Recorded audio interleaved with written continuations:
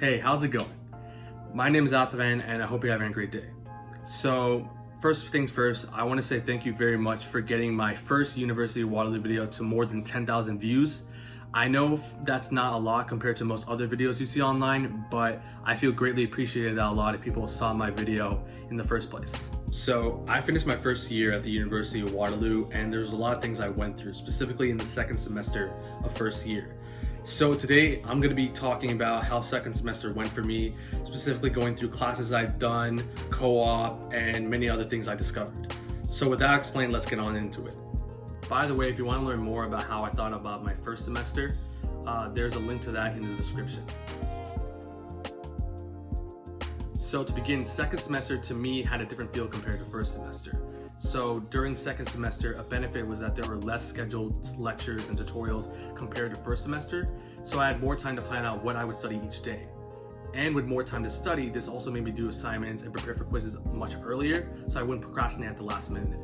I started getting more help from other TAs as well as implementing this new technique I learned from this YouTuber named Josh Chen. You probably might have heard of him, but if you haven't, I'll leave a link in the description to his YouTube channel. So Josh's technique involves me starting an assignment but only showing minimal effort at the very first day. Like, for example, if I'm doing an assignment with multiple questions on it, I would only do the first few that I personally know. Eventually, I would keep doing a little bit of work every single day leading up to the deadline of that assignment until I realized that I was able to finish everything without procrastinating at the very last minute. However, I was a bit stressed due to focusing a lot on both academics as well as searching for a co-op position, which is what you're supposed to do during second semester, which I'll talk about later. There are also more finals and midterms, 6 each to be exact, which meant there was more of a mental toll on me. Midterms weren't that bad because I had reading weeks to catch up, but with finals, I felt like I was just dragging myself to the finish line. I felt like I was about to blow up. I had to do 6 finals in the span of 9 days, and that made me panic a little bit. I felt like I wasn't gonna make it, but I managed to get through them without collapsing. Somehow. Also, I learned some things involving maintaining my GPA, or grade point average to be exact. Usually in high school, all the courses I would take have like a course weight of about 1, with some courses having 0.5. In university, there's like a mix of courses that weigh between 0.25 and 0.5. So if I were to do well on courses that weighed more compared to courses that weighed less, my GPA would get higher as a result of that. And overall, it was a harder semester, but I was still able to survive it. So in second semester, I took 6 courses compared to 7 courses in first semester. So those courses included data structures and algorithms, chemistry, fundamental engineering math 2, which is a fancy way of saying calculus 2, applied and numerical calculus, human factors in biomedical engineering, and fundamentals in music theory. To sort of recap what I did, to begin with data structures and algorithms, I learned a lot about multiple linear and non-linear data structures such as linked lists, stacks, binary search trees, and much other things like that. I also learned about many sorting algorithms that are used to sort data and the importance of writing efficient codes so codes don't run for a long amount of time. For a lot of assignments and quizzes that were done to help us understand how to create a particular data structure using particularly C++ code, for the most part, it helped me understand a lot of new concepts that I never knew you could use while you code. So for chemistry, it's basically a review of grade 12 chemistry, which if you do apply to biomedical engineering in the first place, it is a requirement to apply, just to know. There's not much to say for this course, except the fact that instead of a final, you would have to do a final mini project where you have to talk about the importance of polymers associated with biomedical applications. But really, if you have good notes from grade 12 chemistry, this course should really be a breeze for you.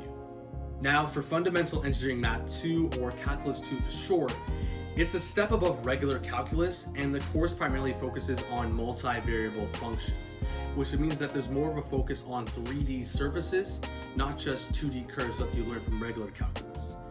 It can get a bit frustrating while doing this since I'm personally used to drawing 2D sketches, so seeing a third dimension for me, it made my brain hurt a lot. So luckily enough though, my professor was able to help me understand a lot of new concepts that I felt like I wasn't going to handle. Other topics that we would learn in Calculus 2 include things such as double and triple integrals, finding critical points on a 3D surface, parametric equations, the list goes on and on. If there was a course that stressed me out the most, it would be this next one, Applied Numerical Calculus. Why? Because there are only 2 summatives the entire semester. The midterm, which was worth 40% of our grade, and our final, which is worth 60% of our grade. No homework, no quizzes, just those 2. Although it would be nice to not do any extra summatives, just the fear of failing at least one, either the midterm or the final, scared not just me, but basically everybody in our cohort. So to talk more about the course now, this course focuses on finding solutions associated with a system of 3 or more linear systems using this method called matrices, which is a quick method to solve these types of solutions. We also learn about transformations using matrices, as well as other topics such as LU factorization and eigenvectors. Yeah, it's honestly a lot of confusing stuff at face value, but it does get a bit better once you start going through the lectures that they have, I hope. For human factors in biomedical engineering, it helped us learn more about the importance of several design and engineering principles, such as making correct decisions and using noises and vision to help design better devices for particular individuals. Just to list out a few examples. There was a lot of focus on analyzing a lot of case studies using the concepts that were learned throughout the course. So lastly, I was able to take an elective, which for me was the Fundamentals of Music Theory course. In this course, I learned a lot of concepts associated with instrumental music and singing. Some concepts were things I learned in high school, such as the notes on a scale, whereas other concepts that were more novel to me helped expand my knowledge of music, such as triads, chords, the texture of music in a piece, and much other things like that. It was a pretty light course in terms of content. However, the only thing though was that there was a lot of things I had to do throughout each week. So during each week, I would have to complete a dictation quiz, which means I had to listen to an audio and write down the notes that I heard. Then I had to do 2 practice online quizzes, a video recording of me performing a particular task, and then I also had to do 2 separate online quizzes that counted for a majority of my grade. I really have a huge passion for music, so it was nice to refresh myself with music even during online school. So now I'll talk more about my daunting task throughout 2nd semester, which was searching for a co-op position. If you're unaware, as an engineering student at Waterloo, there is also a co-op aspect associated with me searching for a co-op position throughout my engineering program where I can get real work experience during university. So during this co-op search, I had to apply to hundreds of positions because it's not just me competing with my engineering peers, it's really everyone at the University of Waterloo who has co-op programs during the winter semester. And you should apply to as many positions as you can during the search, since you're only likely to get a few responses back from over 100 applications due to a high level of competition. There are a lot of rounds in searching for a co-op position, so if you're unable to get it during the first round of co-op searching, do not panic. There are many more rounds during the semester and after the semester to get a better crack at getting a position. So when applying, you primarily have to provide a resume and sometimes, depending on the company that you apply to, a cover letter. Eventually, after numerous resumes and cover letters, I was able to get an interview with one company named Janus Solutions after 50 applications. This is during the first round of co-op searches, by the way. During my interview preparation, I had to prepare for usual questions that employers ask potential employees, such as, tell me about yourself, what is your greatest weakness, stuff like that. And thankfully for me, I was lucky enough to get the co-op position after completing that interview, which was insane looking back at that. And currently this summer, I'm a junior data analyst working for Janus Solutions, a company located within the Greater Toronto area.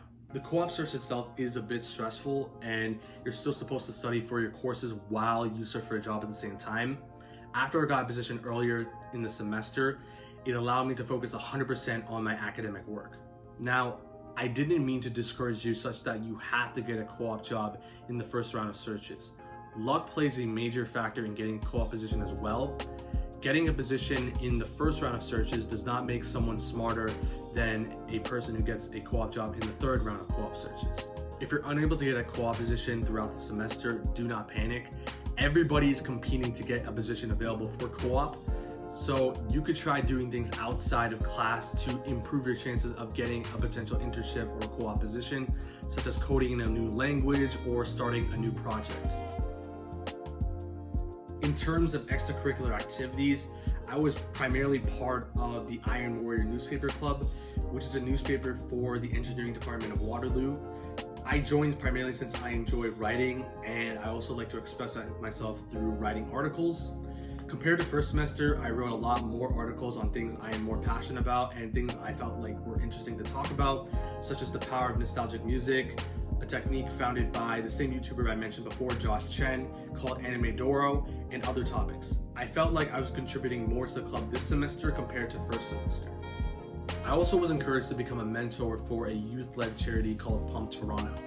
It's a charity dedicated to help students who aspire to do things in the life and health science programs by connecting them with people who have experience in those fields, such as university students who are currently studying in life and health science programs. They've reached over 32,000 students all across Canada, and they are a great way to help develop your understanding of how to get into life and health science programs in Canadian universities. So in conclusion, I went through a lot of things in second semester, and I'm looking forward to continue going through my first co-op position this summer. I hope you got something from me talking throughout this video, and thank you so much for watching. Please like and subscribe if you enjoyed the video, and have an awesome day.